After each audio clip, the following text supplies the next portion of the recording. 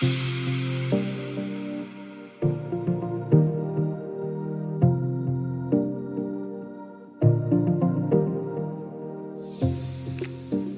and welcome to GreenFleet Talks. My name is Kate Armitage and I'm your host for our discussion today. I'm delighted to be joined by Richard Parker, who is Bridgestone Mobility Solutions EV Specialist and Corporate Sales Manager for Webfleet. Hello again, Richard. Hi, Kate. Good to see you again. Yeah, good to see you too. So you're back from your travels around the capital cities.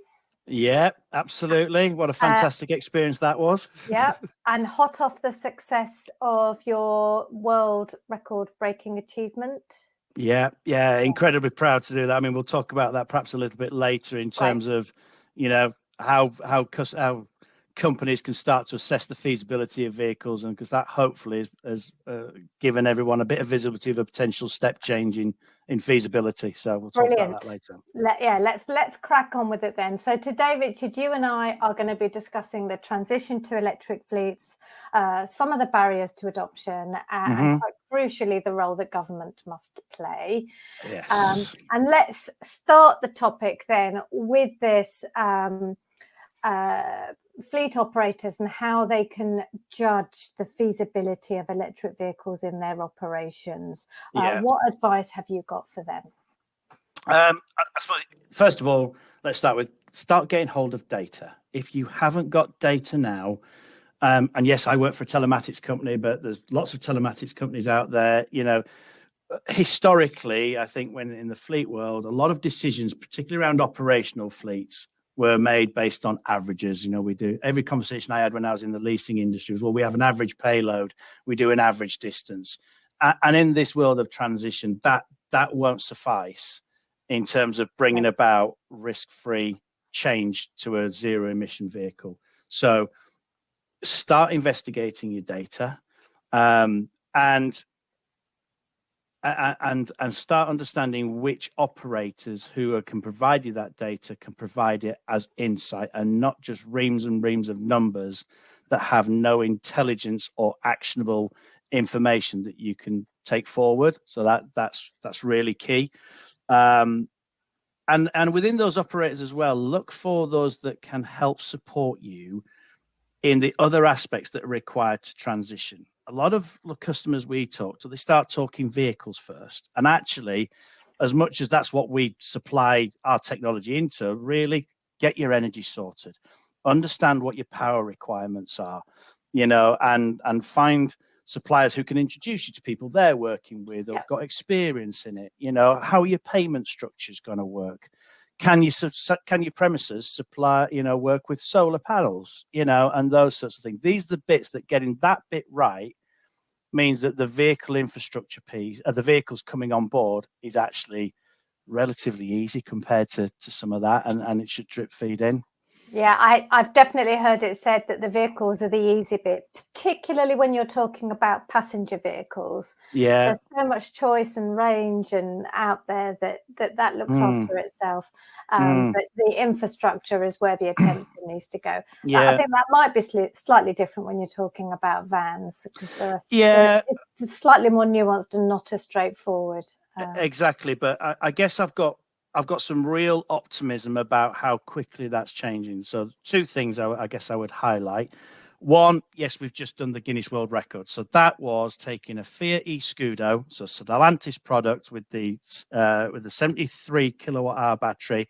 It was 68 usable, and it did 311 miles on a single charge. Yeah. Now, what's really important about that? Yes, let's acknowledge there wasn't payload in it. Okay, so it wasn't operating as a van would with something in the back, but they did run it with only 3 miles an hour below each of the speed limits for the roads that they travelled. So trying to replicate real world driving in terms of speed. So balance that urban and that, you know, they got 50% more than the WLTP out of that vehicle running it in a relatively normal environment. The second thing I would say is that we're seeing new product come to market. I mean, the other Guinness World Record that's just been achieved was by Iveco and the Daily, towing over 153 tons. Now that is clearly in excess of really in excess of the legal limit of towing. But again, it's to prove that there is now a product in the market in that vehicle. Also comes in crew cab and thing that can tow 3.5 tons, has 15 kilowatt power takeoff. So, the groundworks, the kind of utility businesses, all of those things where have always been a real struggle to deliver a solution in zero emissions, it's now there. So I'm seeing the pace and the change and the availability of these commercial vehicles starting to come to market as well. So the audience out there, keep reading, have the feeds into your inbox from the publications like GreenFleet and the others that are, through Google Alerts, and setting those up, just so you're keeping aware of the change, because it is rapid and the stuff is coming. Yeah. Okay. Great advice, Richard. And you said at the very beginning, this is all about data. Get that data. Yeah. You are a telematics company, but if a fleet hasn't got telematics, you're able to just give them a temporary data logger, presumably, so that you can just get a snapshot of what's going on in that business. It's not like they have to have telematics forever, although that is ideal because it informs the. I would say yes, because there's a couple of things for me this comes back to the total cost of ownership modeling. Okay, we know that the purchase price now and for a little bit into the future, I would suggest for a zero emission vehicle is more than the ICE internal combustion equivalent. Okay, so when you're modeling the cost to the business, invariably a lot of those savings that are established come back through a reduced maintenance budget, but also a reduced fuel costs through energy. Now, what's really important at the back end of that to make sure it's being modeled, we're seeing with some of the clients that have been early adopting in this area, is that the way that those vehicles are driven post implementation can have a really significant impact on that modeling and the success financially as well as operationally of that vehicle. Right. Okay, so I would encourage, if you're going to put telematics in to understand your transition planning, make sure it can also measure the success out the other side. So are you getting your energy consumption values? Are you seeing which drivers are getting regenerative braking? Which ones are using the technology now under their right foot in the way they've never had to do before with an internal combustion engine? Because that's the bit that will make your energy costs work well for you. Yeah. And you need that if you're going to win the world record for you do distance on a single charge. Yeah. I'm being flippant, but I completely agree with you. If you've modeled the data and said this is what we're going to do, if you don't continue to get that data, how do you know whether you've delivered what you were expecting to? Yeah, and to give you an example, so let's say you've got a vehicle doing 3 miles per kilowatt hour and with a 70 kilowatt battery. If your other driver is getting 2.7, on the face of it, when you look at that as a fleet manager, it doesn't look a massive variance. But when you look at it over the full size of the battery, you're now into 21, 22 miles difference of range, which fundamentally has an impact financially and operationally. So again, fleet getting used to seeing the difference in these figures and the implications across a full charge of a battery. Actually, I would say keep that data and make sure the data is able to help you transition and also measure the success of it out of the back end and help you. And that, if you've got someone getting 3 miles per kilowatt hour and someone else getting 3.7 miles per kilowatt hour, there's a big fuel saving there as well. It's huge. It's huge. Yeah. Okay, right. So when you did your world record, Richard, it was on a single charge. So over 300 miles, which is great. And that really builds the case in my mind for charging overnight, be that in the workplace, in a depot, or on someone's driveway, or indeed at a charge point close to their home. But there are fleets who do need to rely on public charging for whatever reason, maybe on the vehicle side as well, particularly. The public charging network has come under a lot of criticism recently, and the view is that the network isn't growing at the same pace that the vehicles are coming onto the road. which is putting a stress on the network. What's your experience? How do you feel about this? Okay, so I guess I've got an answer that sits on both sides of the argument of what you've just said. So on the world record, and I won't say where, what location it was, but the guys did pull in for an overnight charge to a location, and the draw of energy into the vehicle was half of what was expected, to the point where they were on a 7 kilowatt. I think they were getting 2.5 kilowatts out of it. That was never going to get the vehicle charged up overnight, so they end up having to move and do it. So there is clearly an element of fragility in, I think, if I'm honest, I think it's really in perhaps the older infrastructure. So and again, I'm not going to name names, but I'm aware of certain providers of CPOs where I've pulled in and it's not worked, and it's been old equipment. But by the same token, actually those new pieces of equipment in there were fantastic. And so I think there is a learning and there's an evolving situation. And to the point where one of those charge point operators, when we did the EV rally, I stuck somebody who had never even been in an EV, let alone charged a vehicle. I said, right, you go and charge up. And they walked through it and sailed through it. And because the charge point was very clear on how to use it, and the instructions about how to get your vehicle charging, and it worked, and it was reliable, and everything else. So I agree with you. Historically, I think the fragility of infrastructure has a problem. I think those CPOs are starting to get to a more customer-focused type place with that. In terms of the volume, I don't know. It's a difficult one. I personally have never had an issue with having to queue and wait at a charge point around. And I typically use the motorway network. So, I'm seeing that changing every day. I'm also, I guess, working in the industry I do and everything else, I probably pick my timings to charge outside of those peak areas. And I think where the stresses are. But again, I think everyone's learning on that. To give you an example, I pulled in at rugby services on a very busy Saturday where there was that kind of queuing. And we know how big rugby's got, but it's a central focused area. But they've employed 2 guys to actually manage the flow of the vehicles on and off the chargers. So we pulled in there and they were actually telling people where to park and where. So they were getting past all of perhaps the the kind of protocols of using these charge points, like saying, how much do you need? Right, make sure you're back here and only do to 80%. So actually there was no acrimony at all in that site, even though there was actually relatively big queues. So again, for me, that's an example of how perhaps things will change. And I suppose I'm a bit sympathetic to the charge point operators. We talked before we started recording this that I went to France and there was huge amounts of chargers and no vehicles on them. Well, for a business that needs to turn a profit, that's actually quite a big investment where the revenues might not start flowing. Absolutely. And I think it has to sit almost like and be going like that. And the balance of that can sometimes be very difficult to achieve, I think. Yeah, it is all about the utilization rates for the charge point operators, and we need those utilization rates to go up. But I also think the density of the charge points really comes into play here, because and you and I know that not all motorway services are equal. No.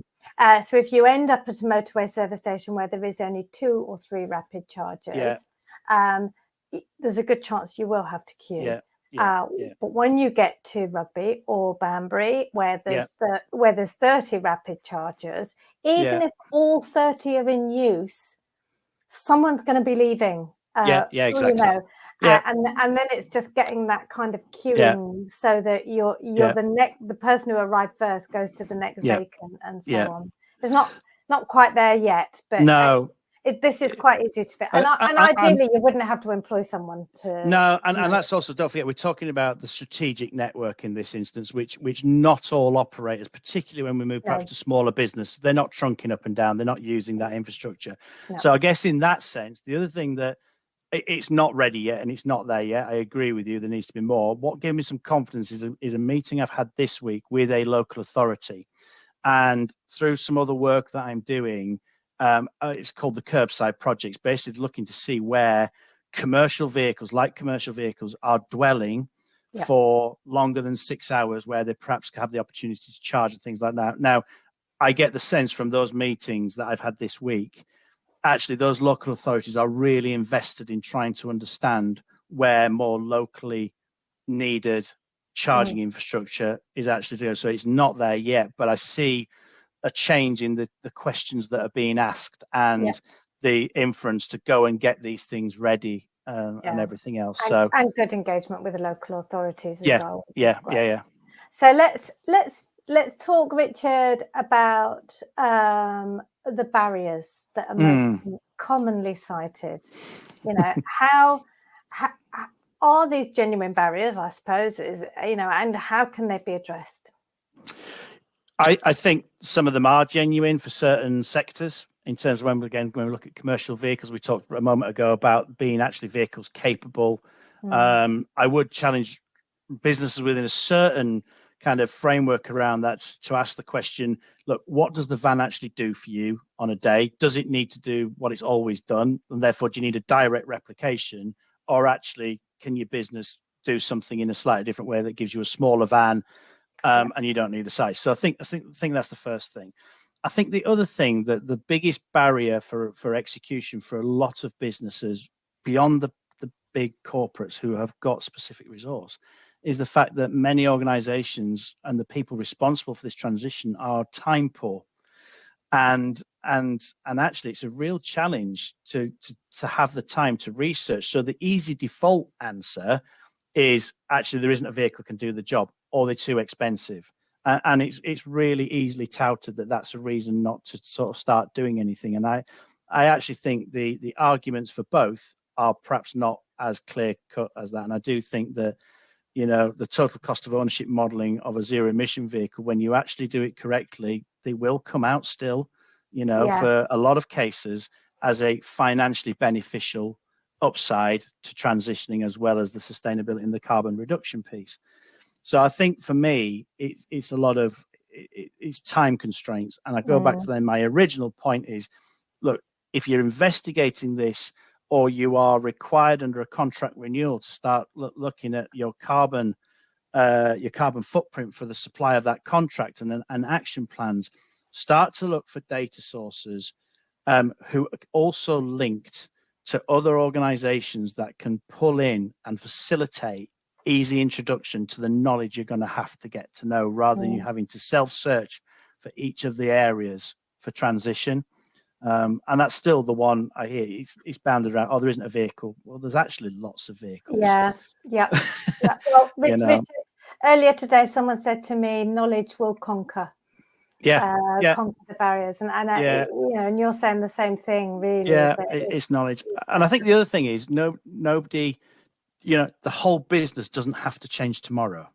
Again, and I guess that's the other thing is, you know, it's do one, do two vehicles, because actually with even with all the expert knowledge and input you may get as part of your transition, when you actually run those vehicles in your own business, there will be things you learn that you never anticipated and you never expected. Yeah. And I guess my warning is, if you wait to the second half of this decade and you're trying to do it in much greater volume, those mistakes will be more significant. They'll be magnified.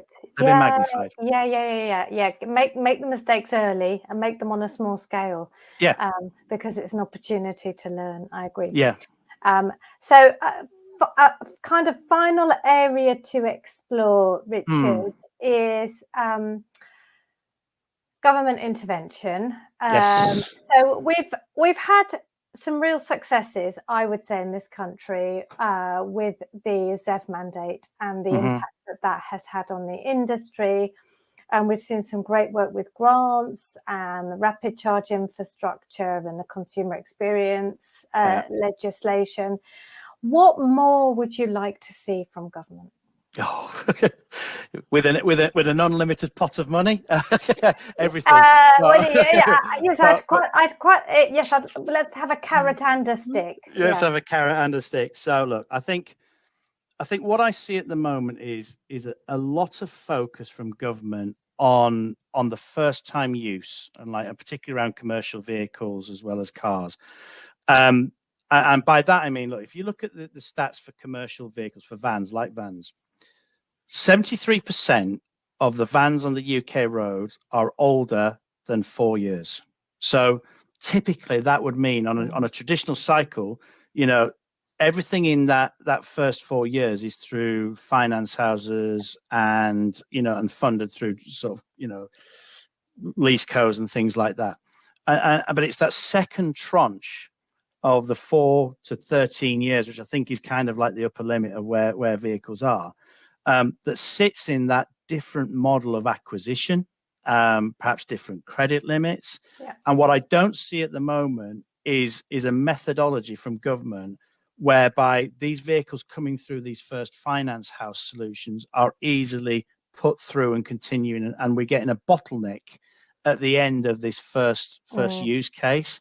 Anecdotally, I mean, the last number I heard was like for a typical car in the second-hand market is now about for an EV is about £5,000 to £7,000 more than the typical value that second-hand market would have paid for a vehicle under a petrol or a diesel.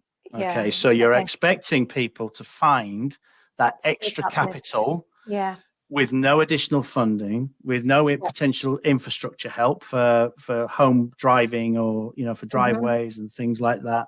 Yep. If you're a small business and your drivers are taking their vans home at the night because you've not got a depot, getting them, and they do have a driveway, there's nothing there. So I'm not seeing anything material that keeps the flow of these vehicles going down through the various use cases. To keep it moving. I am aware that some lease cos are doing secondary leases now to get through, that, but that's on cars, whether we'll see it in vans or not, because vans are typically, obviously, in the first use are they're an operational vehicle. So some of them come back quite, battered and things like that. You're not going to put them out on a secondary lease, but you might put them through through an auction house, but somebody needs to afford to buy that. And I think that for me, this is actually much more about vans than cars, because if you're a small business and you are cost constrained, therefore all of your vehicles are purchased secondhand. The sensitivity of that additional cost is almost definitely going to be prohibitive if there were and the small businesses are the ones that get squeezed time and time again. And there's not massive incentive for them to make this switch. They're much less likely, I think, to be. You touched on the procurement requirements and businesses having to evidence that they're reducing their carbon intensity. That kind of agenda it seems to be a little bit of a way off, I think, for SMEs. More so. But I think when you look at like pollutants in our urban areas, so I think like 30% of NOx emissions comes from the LCV market. Now, if that LCV market is the mass part of that is older than 4 years older than those older, more polluting vehicles. Somehow you have to make sure that these things keep going through, because stalling it at 4 years, which are the modern vehicles anyway, is not going to address the problems of making newer, better vehicles, zero emission vehicles available to those who actually are probably the ones causing the most pollution at the moment. Well, and you're exactly right, because the local delivery drivers, self-employed delivery drivers, for example, they're the ones that are literally driving around our towns and cities for 7-8 hours a day. And if we can get the carbon out of those vehicles, it'll make a big difference. Huge difference. I agree with you, Richard. So if you write the letters to government, I will happily put my name on it. I think I hear more and more noise about. I think the lease cos, from what I hear, are starting to try and lobby through BVRLA and things like that, because it has to be something that is a smooth transition of it. And we're definitely going to hear more. Richard, thank you very much for your insight today. As always, it's been a pleasure talking to you. Thank you. That is all we've got time for. Thank you to Webfleet for joining GreenFleet Talks, and thank you for watching. Please tune in to GF365 again soon.